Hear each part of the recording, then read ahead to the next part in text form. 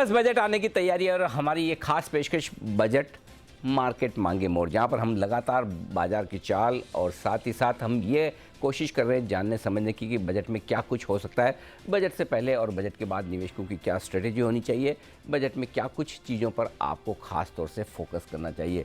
MK ventures के founder और बाजार के जाने माने दिग्गज फंड मैनेजर रहे मधु केला सर हमारे साथ इस वक्त कार्यक्रम में हैं। मधु सर बहुत बहुत स्वागत है। सर सबसे पहले तो धन्यवाद। मतलब इस तरह के माहौल में इस तरह के मार्केट में जहाँ इतनी वॉलेटिलिटी है, आप समय निकाल कर स्टूडियो में आए, ये बड़ी बात है। और हमारे निवेशकों को बजट के बारे में डायरेक्शन देने के लिए आज से तो सर सबसे पहले मैं भाई thank you so much for having me. और मैं पहले ये बोलना चाहूँगा जी एक डिस्क्लेमर के रूप में दैट हम जो भी कुछ बात कर रहे हैं उसमें हमारे इन्वेस्टमेंट हो सकते हैं, हमारा वेस्टेड इंटरेस्ट हो सकता है, हमारी एडवाइस हो सकती है। तो कोई भी आदमी मेरी बात के ऊपर एक्ट करने रिएक्ट करने के पहले अपने फाइनेंशियल एडवाइज़र को कंसल्ट कर ले हुए ये मान के चले कि हमारा वेस्टेड इंटरेस्ट, हमारा वेस्टेड इंटरेस्ट। ठीक बात है, बहुत बढ़िया। वैसे तो एक डिस्क्लेमर नहीं बहुत बढ़िया सर, एकदम मतलब हाईएस्ट लेवल ऑफ ट्रांसपेरेंसी और कॉर्पोरेट गवर्नेंस जो हम रखना चाहते हैं आप रखते हैं हमेशा। तो ये डिस्क्लेमर के साथ अब मधु सर को आप आराम से सुने। मधु सर, बजट की शुरुआत होती है, पहले वित्त मंत्री जी थोड़ा सा माहौल बनाती हैं और उसके बाद माहौल बनने के बाद जो सबसे पहली चीज़ आती है जिस पर सबका रिएक्शन होता है, फिस्कल डेफिसिट, वित्तीय घाटा, ये कितना आया है। और वित्तीय घाटे को देखते सुनते ही फिर बाजार का रिएक्शन होता है। इस बजट में कितनी इंपॉर्टेंस है वित्तीय घाटे की, और आप तो दुनिया भर के बाजारों को, दुनिया भर की इकोनॉमी को, उनके बजट को भी बहुत अच्छे से देखते हैं करीबी से, तो ग्लोबल पर्सपेक्टिव में हमारे लिए हमारा फिस्कल डेफिसिट कितना इंपॉर्टेंट इस बजट में है सर? तो अनिल भाई, मैं शुरुआत यही करता हूँ कि मैं करीब 30-32 साल से मार्केट में हूँ, राइट। और समझ पढ़ने से 20 साल से बजट को बहुत क्लोजली मॉनिटर करता हूँ। तो ये बहुत कम इंस्टेंसेस में आज ये ऐसा एक इंस्टेंस है अनिल भाई जिसमें मेरे को लगता है गवर्नमेंट की सिचुएशन एकदम कंफर्टेबल है। कंफर्टेबल है, आई रिपीट अगेन, एकदम कंफर्टेबल है। Okay. कंफर्टेबल नहीं है, एकदम कंफर्टेबल है, राइट। 3 बार ही बोल रहा हूँ। क्यों? क्योंकि एक ये हमेशा चीज life is all relative, right. हम ऐसे नहीं बोल सकते कि हम एब्सोल्यूट में कहाँ पे हैं, हम रिलेटिव में भी कहाँ पे हैं। क्योंकि पूरी दुनिया के, और मैं आपको एक शीट भेजूंगा, आप चलाइएगा जरूर। हम लोगों ने बड़ी मेहनत करके सारी कंट्रीज का फिस्कल डेफिसिट 2020-21 कोविड के टाइम पे कहाँ हुआ और वहां पे कितना करेक्शन हुआ है, और इंडिया का कहाँ हुआ और इंडिया में कितना करेक्शन हुआ है। ओके। तो इंडिया ने, मैं प्राउडली बोलता हूँ अनिल भाई आपको, इंडिया ने आउटस्टैंडिंग काम किया है। अच्छा। इन दिस कोविड पीरियड हमने कोई पैसा ब्लो ऑफ नहीं किया। हमारा डेफिसिट उतना बढ़ा ही नहीं जितना बड़ी बड़ी country like US, China, UK, Germany, सबका जो फिस्कल डेफिसिट 2020 में अगर आप देखेंगे ना, they are developed countries, right. उनका deficit had actually gone through the roof. Obviously last 2 साल में वापस they are also moving towards correction है। So life has to be looked on a relative basis. I think relative basis India has done an outstanding job, that is one. Second, now specific government की fiscal situation पे आते हैं। तो हमने guide किया था 6.4%, correct. ये 6.4-6.5% fiscal deficit, right, वित्त मंत्री ने गाइड किया था, करेक्ट। तो अनिल भाई, इसमें 2 चीजें हुई है। एक, हमको करीब 2,30,000 करोड़ का रफली विंडफॉल गेन आया है टैक्स का, विच इज टैक्सेशन पॉइंट से। और उसके सामने करीब 2 लाख करोड़ रुपए का हमारा सब्सिडी का खर्चा बढ़ा है ना। तो ओवरऑल अगर मैं देखूं, और गवर्नमेंट ने एस्टिमेट किया था कि हमारी साइज ऑफ द जीडीपी करीब 260 लाख करोड़ होगी, करेक्ट, राइट। वो 260 लाख के सामने मेरे हिसाब से करीब 275 लाख करोड़ आएगी, right. So on the whole 2 lakh crore के एक्स्ट्रा झटके के बावजूद जो सब्सिडी के कारण आए हैं, आपके फिस्कल नंबर्स जो प्रोजेक्टेड थे उससे भी बेटर लगेंगे, करेक्ट। तो मुझे लगता है फिस्कल डेफिसिट 2023 का भी जो पहले अनुमान था उससे बेटर ही आएगा। अच्छा, उससे बेटर आएगा। तो दैट इज पॉइंट नंबर 1। दूसरा पॉइंट नंबर 2 है ना अनिल भाई, कि अगर आपने इस टाइप का खर्चा सब्सिडी में देखा है जी, तो नॉर्मली आपका कैपिटल एक्सपेंडिचर कम हो जाता है। Correct. जो हमने पास्ट में देखा है। करेक्ट। इस बार अनिल भाई capital expenditure actually virtually life high पे है। करेक्ट। मैं बोल रहा हूँ All time high पर है। ऑल टाइम पे हाई पे है 19%, which is called a very good budget and very good expenditure because this goes for productive assets. Growth लाएगा। तीसरा पॉइंट है अपना टैक्स टू जीडीपी, जो एवरेज लास्ट 15 साल का करीब 10.7% था। करेक्ट। वो इस बार 11.5% होएगा ओके। एस्टिमेट के हिसाब से, हमारे इंटरनल एस्टिमेट के हिसाब से। करेक्ट। तो ये तीनों चारों चीजें, एक relative plus capital expenditure plus tax to GDP, मेरे हिसाब से गवर्नमेंट की सिचुएशन को वैलिडेट करते हैं कि इन्होंने जो भी हमको बोला था in the beginning, revenue side में कंजर्वेटिवली बोला था, एक्सपेंडिचर साइड में किसी को नहीं मालूम था अनिल भाई कि फर्टिलाइजर का भाव ऐसा हो जाएगा, गैस का भाव ऐसा हो जाएगा। Correct. और कोविड की ओवरऑल सिचुएशन को मेरे हिसाब से गवर्नमेंट ने ब्यूटीफुली मैनेज किया है। Perfect. So I think India का फिजिकल सिचुएशन अनिल भाई आप जब से देख रहे हैं तब से सबसे बेस्ट है, वन ऑफ द बेस्ट है वो। वन ऑफ द बेस्ट है। अच्छा, अब ये तो चलिए सिचुएशन हो गई, अब आगे की जब बात करें तो जब हम अच्छे मजबूत सिचुएशन में, अब हमें रफ्तार चाहिए, तेजी से बढ़ना है। वो रफ्तार देने के लिए, वो ग्रोथ के लिए किस तरह के रिफॉर्म्स, किस तरह के एक्शन? यही मेरा मूड पॉइंट है अनिल जी भाई, जी जी। कि अब आप सोचो, आप सरकार की जगह पे हो, राइट? हम तो ultimately they are all human. Correct. आप क्या चाहोगे देश के लिए? आप देश के लिए चाहोगे कि दुनिया में जो ये रिसेशन की बातें जो हो रही है, राइट, उसको हम कैसे कॉम्बैक्ट करें और इंडियन इकोनॉमी को कैसे हम ट्रैक पे रखें। जो हमने इतना बड़ा कोविड का पीरियड साफ हो गया अनिल भाई, मैं आपको बता नहीं सकता हूँ। इतने गोरों का मेरे को फोन आता था कोविड में, अरे इंडिया तो साफ हो गया, 130 करोड़ आदमी हैं, कैसे बचेंगे, कैसे आप वैक्सीन दोगे, कैसे करोगे? अगर आप देखो, इंडिया ने एक रिकॉर्ड इस्टेब्लिश किया है कि कैसे हमने 130 करोड़ के देश में कैसे हमने कोविड को कंट्रोल किया, राइट? करेक्ट। तो अभी यही है कि हम उस भयंकर विपदा से बाहर आ चुके हैं। अब अगर आप सरकार की जगह पे हो, आप अब बैक स्टेप नहीं लेना चाहोगे। आप चाहोगे कि economy should do actually really well, right? Correct. और सरकार चाहेगी कि वो फ्रंट लोडिंग करके जो भी इकोनॉमी के लिए कर सकती है वो करना चाहेंगे, राइट। नीडलेस टू मेंशन 2024 में इलेक्शन भी है, तो कोई भी नहीं चाहेगा कि माहौल खराब हो। Correct. अब अनिल भाई मैं बोलता हूँ, मेरे पास इस साल 2024 में 2.5 लाख करोड़ का ओपनिंग बैलेंस है। हाँ, पैसे लेके आ रहा हूँ मैं पैसे ओपनिंग बैलेंस है। क्यों? क्योंकि मेरी सब्सिडी जो 5,90,000 करोड़ थी, वो कोई भी हालत में 4-4.25 लाख करोड़ से ज्यादा इस बार नहीं हो सकती है। तो एक वो ओपनिंग बैलेंस हुआ है। दूसरा लेसर नोन जो फैक्ट है ना अनिल भाई, आरबीआई जो सरकार को पैसा देता है डिविडेंड, लास्ट ईयर उन्होंने सिर्फ 30,000 करोड़ रुपया दिया है।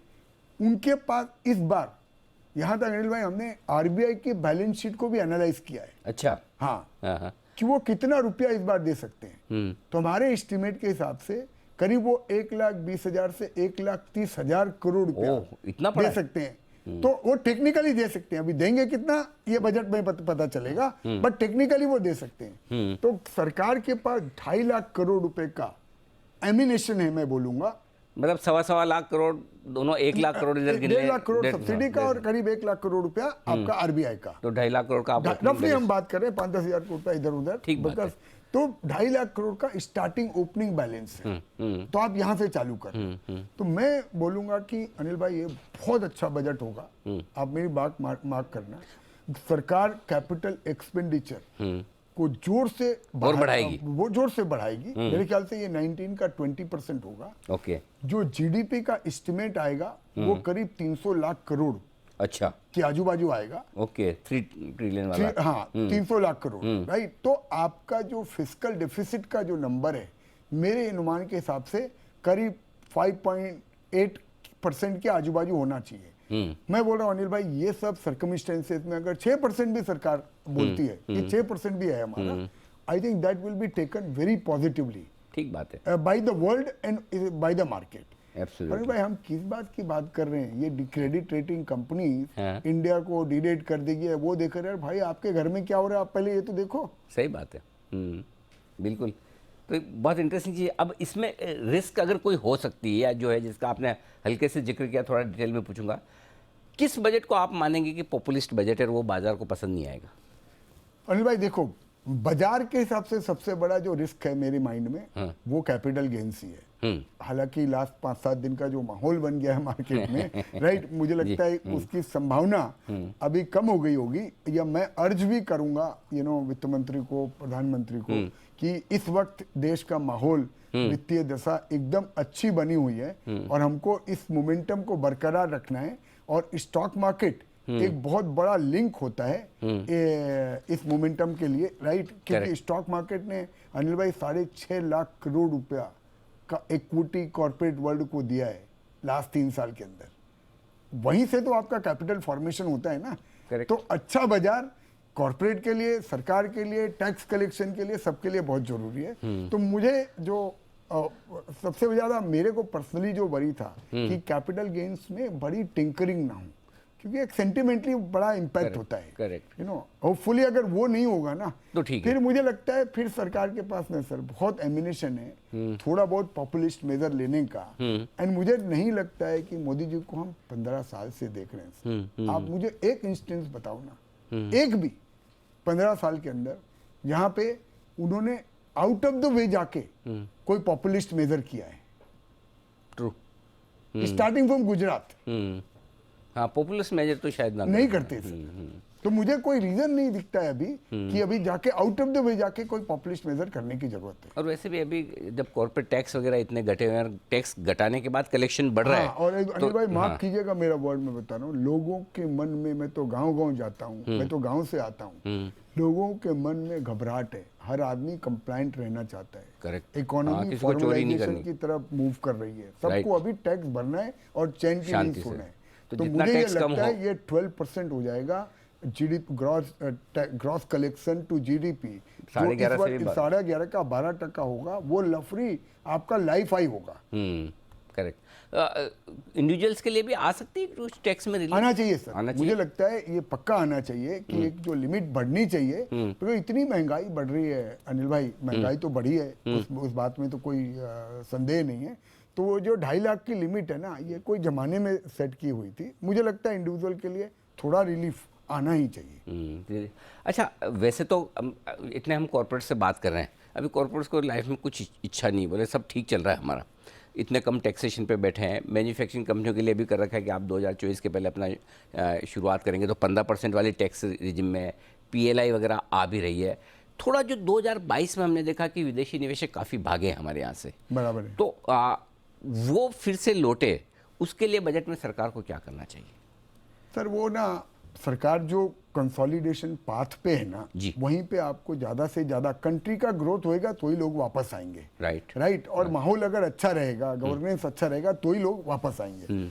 मुझे लगता है पार्शली ना अनिल भाई, ये जो पैसा जा भी रहा है ना फॉरेनर्स का, एक जो इंडिया का वेटेज बहुत बढ़ गया in the overall emerging market. और वो क्यों बढ़ गया? क्योंकि रशिया का वेटेज 0 हो गया इन द इमर्जिंग मार्केट, और दूसरा चाइना में इतनी बड़ी डिक्लाइन हो गई लास्ट ईयर।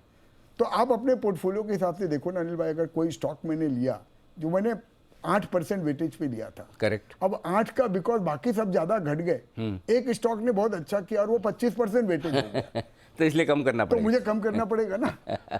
लॉजिकल है कि नहीं? एब्सोल्युटली। तो मुझे लगता है ये फॉरेनर की जो सेलिंग आई ना, ये मेनली इस वजह से आई क्योंकि इंडिया का वेटेज दूसरे के घटने से ज्यादा बढ़ गया। सर यही तो फायदा है आपसे बात करने का कि जो एक अलग पर्सपेक्टिव जो मिलता है। नहीं तो क्या होता है, आमतौर पर लोग वो है ना एकदम वैसे ही देखते हैं कि जैसे सेलिंग, अरे बेच रहे, ये एंगल से कोई सोचता नहीं है कि भाई जिसने पैसा बनाया और अगर पोर्टफोलियो में वेटेज एक का बढ़ जाए तो नेचुरली उसको बैलेंसिंग करनी है। भाई मैं तो देसी आदमी हूँ, आपको देसी लैंग्वेज में ही समझा सकता हूँ, अंग्रेजी तो मुझे आती ही नहीं है, इसलिए मैं आपके साथ इंटरेक्ट करना पसंद नहीं करता क्योंकि आप हिंदी में पूछते हो और मैं हिंदी में जवाब देता हूँ। वो दिल से बात होती है। और दूसरी बात मैं आपको बोलूँ कि चाइना का वेटेज और चाइना का वैल्यूएशन शॉर्ट टर्म में इतना ज़्यादा घट गया था नहीं भाई, तो अभी ये जो थोड़ा पैसा स्पेसिफिकली इस साल में जो अपने को फॉरेनर की सेलिंग दिख रही है ना, बिकॉज लोगों का काफी चाइना में अंडरवेट हो गया और इंडिया में ओवरवेट हो गया because of the technical correction only.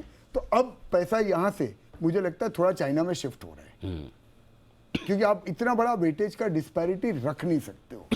और अगर आपको पता है मार्केट जब कोई भी चीज़ हो ना अनिल भाई, जैसे आज कोई फंड मैनेजर है, अगर मैं कोई जगह पे बहुत अंडर वेट हूँ और वो चीज़ अच्छा करने लगती है, तो पहले एज अ फंड मैनेजर मुझे लगता है यार पहले इक्वल वेट तो हो जाऊं या कम से कम थोड़ा वेट तो बढ़ा दूं। करेक्ट। और वैसे ही जहाँ पे बहुत ज़्यादा ओवर वेट हूँ, अगर वो थोड़ी थमने लगती है, नहीं कम चलने लगती है, तो मैं थोड़ा उसमें से घटाऊंगा और जहाँ मेरा अंडर वेट है वहाँ बढ़ाऊंगा। एग्जैक्टली वही हो रहा है। ये बिल्कुल आपका 25-30 साल का जो फंड मैनेजमेंट का अनुभव है, उसमें आपने एक सेंटेंस में ये बात बता दी कि कहाँ से आप अपने पोर्टफोलियो में प्रॉफिट बुक करते हैं, कहाँ से खरीदना शुरू करते हैं। पर मैं अगर अनिल भाई एक बात जरूर बोलना चाहूँगा इसी पे करेगा कि ये जो लोगों को लास्ट 4-5 दिन में घबराहट हो गई कि इंडिया स्टोरी कोई डिरेल हो गई है, यार बाप रे इतना कोई बड़ा तूफान आ गया, ये ऐसे कोई कंट्री की स्टोरी डिरेल नहीं होती है भाई। ये इंडिया की जो एक स्ट्रक्चरल ग्रोथ स्टोरी है ना, मैं आपके जरिए आपके निवेशकों तक ये बात जरूर बोलना चाहूँगा, और मेरे जितने लोग मुझे जानते हैं कि ये जो टाइम होता है ना, अब इंडिया स्टोरी एक ओपन स्टोरी है। आपको इस टाइप के इंटरिम मौके ही मिलेंगे ना, यहीं पे अगर आप निवेश करोगे ना, तो ही आपका बड़ा पैसा बन सकता है। बिकॉज अदरवाइज तो सबको सब कुछ पता है, डेमोग्राफिक पता है सबको स्ट्रक्चरल पता है, यंगर पॉपुलेशन पता है, कितनी बार उसकी बात करेंगे ना। ठीक बात। अब तो ये बाजार अगर अपने को चांस देता है घुसने का, और वो जब बाजार कब चांस देगा, स्टॉक मार्केट में हमेशा सिर्फ दो चीजें होती है जी, या न्यूज गुड होती है या भाव गुड होते हैं। हाँ, दोनों साथ में नहीं ये होते। दोनों साथ में कभी नहीं होते। बराबर है। गुड न्यूज और गुड भाव कभी साथ में नहीं जाते। तो अगर न्यूज खराब है तो आपको कन्वर्सली लगना चाहिए भाव अच्छे हैं। अगर भाव बहुत अच्छे हैं तो कन्वर्सली समझ जाओ न्यूज खराब नहीं होगी। ठीक बात है, ठीक बात है। बराबर ना, क्योंकि अल्टीमेटली तो ग्रीड एंड फेयर है ना अनिल भाई। तो अभी ये पिछले 2-3 दिनों में जो जिस तरह से बड़े ग्रुप के शेयर घटे हैं, सब लोगों को थोड़ा सा स्ट्रेस है, क्योंकि जनरली कहीं न कहीं लोग इंस्पायर होते हैं किसी न किसी स्टॉक से कि भाई ये स्टॉक चलेंगे तो मूड अच्छा रहेगा, ये घटेंगे तो ख़राब होगा।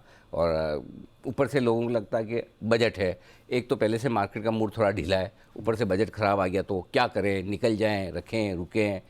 ये बहुत पहली बार थोड़ा बड़ा कन्फ्यूजन है लोगों को।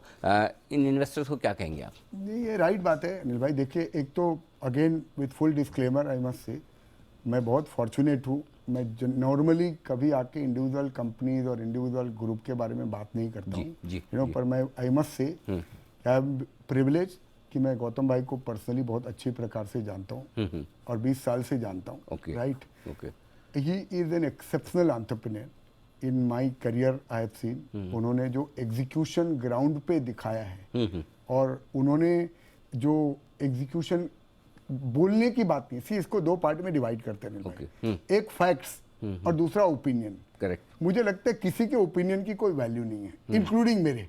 हम सिर्फ फैक्ट पे जाते हैं। राइट, तो एक तो फैक्ट है कि उन्होंने लास्ट 20 साल में क्या किया है और कितना पैसा इन्वेस्टर्स का बना है। ये मेरे और आपके ओपिनियन की बात ही नहीं है।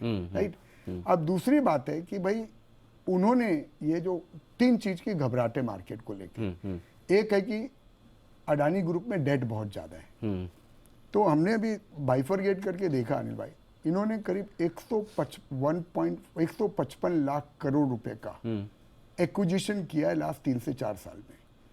आज उनके सीएफओ ने रिपोर्टेड बोला है, ये टीवी की बात बता रहा हूं, कि अब उनका जो नेट डेट है करीब 180 लाख करोड़ है। राइट, अब अभी 1.8 लाख करोड़ 1,80,000 करोड़ सॉरी, तो 1.8 लाख करोड़ से टोटल डेट।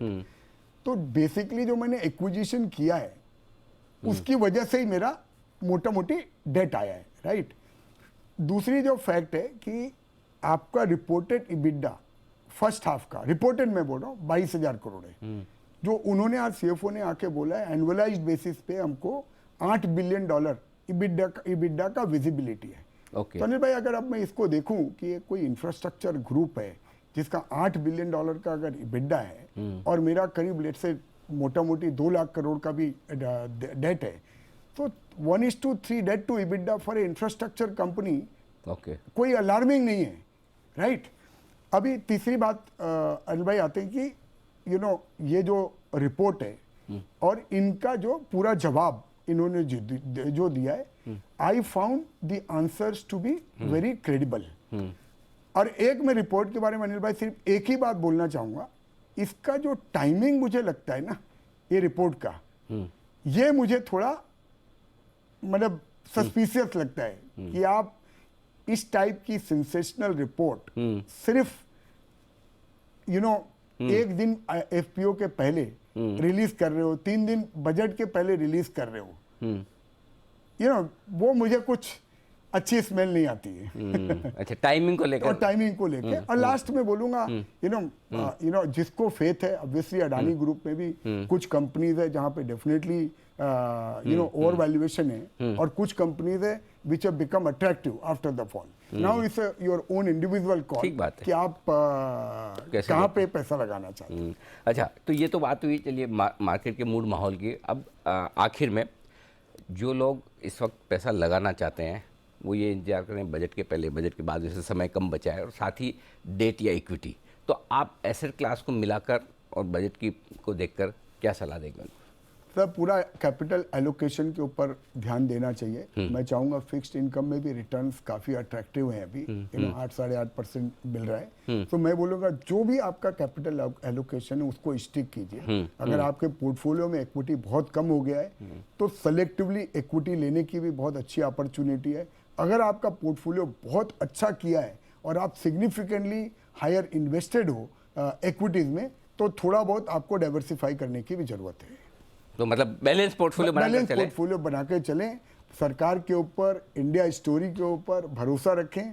इन्होंने अभी तक के जो हमको 7-8 साल में मोदी जी के राज में जो हुआ है, आई थिंक उन्होंने बहुत हाई स्टैंडर्ड ऑफ क्रेडिबिलिटी बनाई है, और मुझे नहीं लगता है कि इंडिया स्टोरी के ऊपर कोई क्वेश्चन मार्क होना चाहिए। चलिए, बहुत बढ़िया। और हम चाहते हैं कि यही जो आपकी कमेंट्री है इंडिया को लेकर, बजट को लेकर और मूड माहौल है, ये 1 फरवरी को शाम को 4 बजे भी आपसे सुनने को मिलेगा। थैंक यू सो क्योंकि मच। 1 फरवरी को शाम को 4 बजे मधु सर फिर हमारे साथ होंगे, जब हम बजट के बिग पैनल में मधु सर, रामदेव सर होंगे, सुनील सिंघानिया साहब होंगे, नीलेश शाह साहब होंगे। उन सबसे हम बजट का पूरा विश्लेषण करेंगे। लेकिन आज अपने बजट के ऊपर और बाजार के ऊपर अपनी राय दी सर, बहुत बहुत धन्यवाद। और आई एम श्योर कि लोगों को बजट को लेकर बहुत कॉन्फिडेंस आया होगा, क्योंकि अब तक सब डरे हुए थे कि ऐसा ना हो जाए, वैसा ना हो जाए, लेकिन उम्मीद करें कि सब अच्छा होगा। Thank you so much. Thank you so much. तो ये थे MK वेंचर्स के फाउंडर मधु केला सर। इस शो में इतना ही, बने रहिए हमारे साथ। नमस्कार।